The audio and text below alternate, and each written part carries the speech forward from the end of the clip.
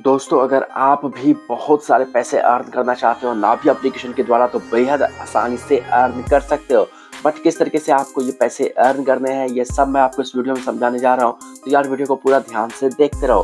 देखो, पहले यहाँ पर विदाउट इन्वेस्टमेंट के भी आप पैसे अर्न कर सकते थे रेफरल के थ्रू। बट अब यहाँ पर रेफरल की जो पॉलिसी थी, रेफरल वाला जो ऑफर था वो अब बंद हो चुका है। बट यहाँ पर अभी आप देखो, हमने 100 रुपीज़ का डिजिटल गोल्ड में इन्वेस्टमेंट करके रखा था, तो अभी उसकी प्राइस है 150 रुपीज़ 55 रुपीज़ हो चुकी है। तो इसी तरीके से आप भी यहाँ पर कुछ ना कुछ इन्वेस्टमेंट कर कर आप पैसे अर्न कर सकते हो। बट यहाँ पर मैंने लास्ट वीडियो में आपको बताया था कि आप डिजिटल गोल्ड में भी इन्वेस्टमेंट आप करना चाहो तो किस तरीके से कर सकते हो। बट यहाँ पर आज हम लोग देखेंगे कि निफ्टी 50 में, जी हाँ दोस्तों, निफ्टी 50 इंडेक्स जो है फंड, उसमें आप किस तरीके से इन्वेस्टमेंट कर सकते हो। वो बेहद ही इंपॉर्टेंट है और बहुत ही कम रिस्की है। ठीक है, यहाँ पर इन्वेस्टमेंट कर आप अच्छी खासी अर्निंग कर पाओगे, पैसे को डबल भी कर पाओगे। यहाँ पर देखो, इसके लिए आपको यहाँ पर स्टार्ट वाले ऑप्शन पे क्लिक करोगे और उसके बाद यहाँ पर आप कितने महीने में कितना रिटर्न ये दे रहा है ये सब आप यहाँ पर खुद से चेक कर सकते हो। ठीक है, यहाँ पर ये सिर्फ मैं आपको एक प्रोसेस बता रहा हूँ, बाकी बाई करना या फिर नहीं करना है ये आपकी मर्जी है, ये टोटली आप पर डिपेंड करता है। तो यहाँ पर जो पैसे हैं वो मार्केट के हिसाब से घटते बढ़ते भी रहते हैं, तो इस चीज़ का ध्यान रखना, ये नहीं कि आपने मेरे कहने पर इसे बाई कर लेना है। तो उसके बाद यहाँ पर आप स्टार्ट पे क्लिक करोगे, ये पैन के थ्रू वेरीफाई होगा। उसके बाद कुछ डिटेल्स आपसे मांगी जाएगी, वो सारी डिटेल्स यहाँ पर फिलअप करनी है। उसके बाद आपको यहाँ पर अपना बैंक अकाउंट लिंक करना पड़ेगा। आप यूपीआई लिंक कर सकते हो या फिर आप अपना IFSC कोड के द्वारा लिंक भी कर सकते हो बैंक अकाउंट को डायरेक्टली। बट यहाँ पर अगर आप बैंक अकाउंट को डायरेक्टली लिंक करना चाहो IFSC के द्वारा तो यहाँ पर आपको मैनुअली सारी चीज़ें टाइप करनी पड़ती है। अदरवाइज यूपीआई में सिर्फ 1 रुपये का आपको चार्ज लगेगा और सारी चीज़ें डिटेल्स आ जाएगी। तो मैं IFSC के थ्रू ही कर रहा हूँ और यहाँ पे देखो सारी डिटेल्स फिलअप करने के बाद सारी चीज़ें करेक्ट हो जाती है।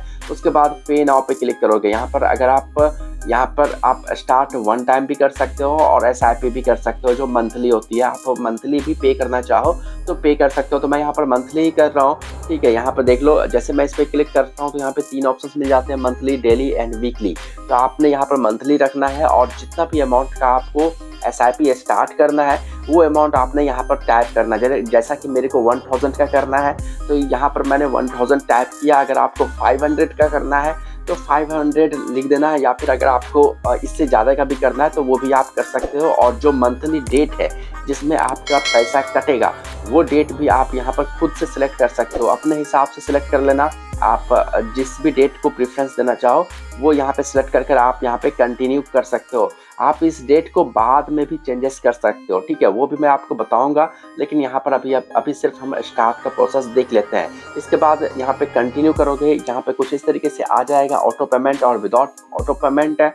तो मैं आपको रिकमेंड भी करूँगा कि भाई आप ऑटो पेमेंट ही करना, क्योंकि अगर आप मैनुअली करते हो ना तो कभी कभी क्या होता है कि आप उसे मिस भी कर सकते हो। ठीक है, इसलिए मैं ये कहता हूँ कि आप ऑटो पेमेंट के साथ ही जाना, ये आपके लिए बेटर होगा और ये सेफ भी होता है। ठीक है, आप यहाँ पे क्लिक करोगे, उसके बाद OTP आएगा आपके नंबर पर, वो OTP यहाँ पे टाइप कर देना। उसके बाद यहाँ पर देखो ये सारा प्रोसेस हो जाता है और उसके बाद सेटअप विथ ऑटो पे वाले पे क्लिक कर सकते हो। अगर आपका एक बार में ऑटो पेमेंट से सेटअप नहीं होता है तो आपको सेटअप करने के लिए नीचे ऑप्शन मिलेगा, उस पर क्लिक करोगे।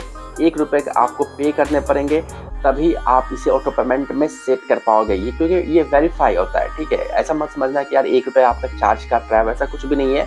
बस ये सिर्फ वेरिफिकेशन के लिए आपसे 1 रुपये लेता है ताकि सारे डिटेल्स वो ऑटोमेटिकली फेच कर ले आपके बैंक के थ्रू। ठीक है, तो यहाँ पे देखो, जैसे ही हमने 1 रुपये पे करने के लिए हम करते हैं अपने फ़ोन पे के द्वारा ही हम लोग 1 रुपये का पे करेंगे। और यहाँ पर जो अपना अकाउंट है बैंक अकाउंट वो भी आप खुद से सिलेक्ट कर सकते हो।